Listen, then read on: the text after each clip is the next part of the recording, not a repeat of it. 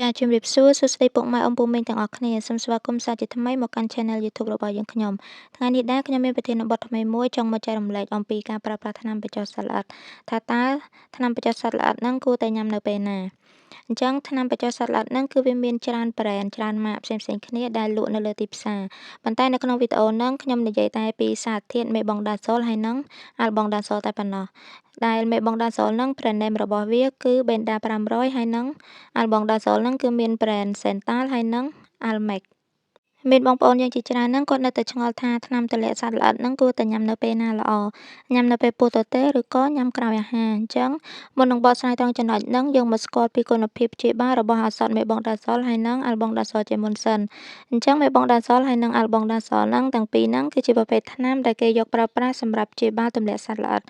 ហើយមេបង់ដាហ្សូលហ្នឹងគឺវាមានប្រសិទ្ធភាពប្រឆាំងទៅនឹងព្រូនដូចជាប្រភេទព្រូនទំពក់ព្រូនរំពាត់សេះព្រូនមូលហើយនិងអៀនជាដើមហើយក្រៅពីហ្នឹងថ្នាំហ្នឹងក៏វាមានប្រសិទ្ធភាពប្រឆាំងទៅនឹងពពួកព្រូន Trichinosis ដែរប៉ុន្តែវាមិនមែនជាប្រភេទថ្នាំដ៏ល្អបំផុតនោះទេវាគ្រាន់តែអាចប្រើបានអញ្ចឹងណា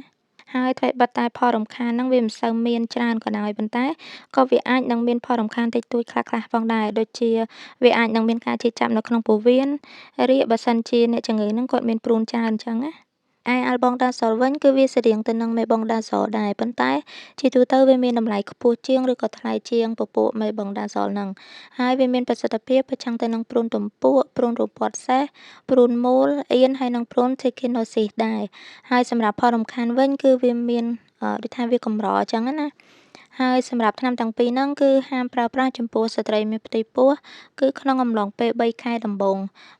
បីមានន័យថា3ខែដំបូងនៃផ្ទៃពោះរបស់គាត់ចឹងណាដោយសារតែអំឡុងពេលហ្នឹងគឺវាអាចនឹងបង្កគ្រោះថ្នាក់ទៅដល់ទារកដែលនៅក្នុងពេលកំពុងលូតលាស់ហ្នឹងហើយសម្រាប់កុមារអាយុតិចជាង1ឆ្នាំហ្នឹងក៏គេហាមផ្ដល់ថ្នាំហ្នឹងផងដែរអញ្ចឹងយើងងាកមកមើលវិញថាការប្រើប្រាស់ថ្នាំពីរហ្នឹងគួរតែប្រើបែបណាតើយើងគួរតែងើបម៉ោង4ឬក៏ម៉ោង5ទៀបភ្លឺដូចដែលយើងបានឮហ្នឹងអត់អញ្ចឹងសូមបញ្ជាក់ថាការញ៉ាំថ្នាំហ្នឹងគឺត្រូវតែញ៉ាំជាមួយនឹងអាហារដោយសារអី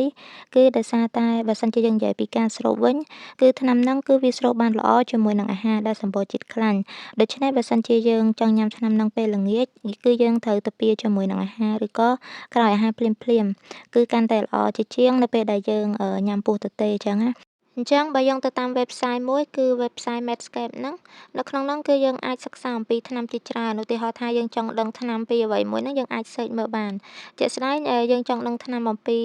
ថ្នាំ Albendazole ហ្នឹងនៅក្នុងហ្នឹងគេប្រាប់ថាបើសិនជាយើងញ៉ាំធម្មតាគឺវាជ្រាបបានតិចជាង5%មានន័យថាយើងញ៉ាំពោះទទេអញ្ចឹងណាហើយបើសិនជាយើងចង់ញ៉ាំគ្រប់ចំនួនដើម្បីយកទៅប្រើប្រាស់ហ្នឹងគឺយើងត្រូវញ៉ាំជាមួយនឹងអាហារពិសេសហ្នឹងគឺញ៉ាំជាមួយនឹងអាហារដែលសម្បូរជាតិខ្លាញ់អញ្ចឹងណាអញ្ចឹងមានន័យថាយើងត្រូវញ៉ាំប្រភេទថ្នាំសត្វល្អិតហ្នឹងញ៉ាំជាមួយនឹងអាហារដើម្បីឲ្យវាស្រូបចូលបានល្អអូខេអញ្ចឹងយើងមកមើលថ្នាំមេបង់ដាហ្សូលវិញអញ្ចឹងនៅក្នុង website ហ្នឹងគេបានបញ្ជាក់ថា take with or without food អញ្ចឹងមានន័យថាយើងអាចញ៉ាំជាមួយនឹងអាហារក៏បានមិនញ៉ាំជាមួយនឹងអាហារក៏បានហើយនៅក្នុងហ្នឹងក៏គេបានណែនាំទៀតដែរថា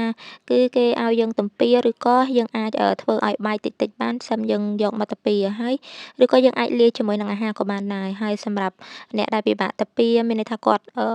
ពិបាកញ៉ាំថ្នាំអីចឹងណាគឺគាត់អាចញ៉ាំឬក៏គាត់ទំពាបន្តិចៗហើយបានគាត់អាចញ៉ាំទឹកហើយបានគាត់ញ៉ាំបន្តទៀតក៏បានដែរឬក៏គាត់អាចលាយជាមួយនឹងអាហារហ្នឹងក៏បានដែរអញ្ចឹងសរុបមកវិញប្រភេទថ្នាំបញ្ចុះសត្វល្អិតហ្នឹងគឺគួរតែញ៉ាំជាមួយនឹងអាហារដោយសារអីគឺដោយសារតែប្រភេទថ្នាំហ្នឹងគឺវាស្រូបបានល្អជាមួយនឹងអាហារពិសេសហ្នឹងគឺប្រភេទអាហារដែលសម្បូរជាតិខ្លាញ់ជាជាងយើងញ៉ាំពោះទទេអញ្ចឹងណាហើយបើសិនជាបងប្អូនចង់ប្រើប្រាស់ថ្នាំហ្នឹងបងប្អូនអាចរកទិញបាននៅតាមឱសថស្ថានហើយពិភាក្សាជាមួយនឹងឱសថការីបន្ថែមអំពីការប្រើប្រាស់ថ្នាំហ្នឹងបានអូខេអញ្ចឹងវីដេអូរបស់ខ្ញុំមានតែប៉ុណ្្នឹងទេអរគុណសម្រាប់ការទស្សនាវីដេអូហ្នឹងតាំងពីដើមរហូតដល់ចប់ហើយសង្ឃឹមថាជាប្រយោជន៍ដល់បងប្អូនទាំងអស់គ្នាជួបគ្នានៅក្នុងវីដេអូក្រោយទៀតបាយបាយ